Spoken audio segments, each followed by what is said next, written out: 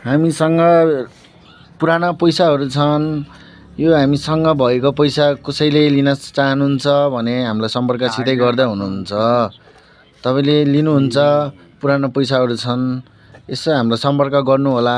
कसले लिनुहुन्छ यी पैसाहरूसँग? हामीसँग पुरानो पैसाहरू धेरै छ है।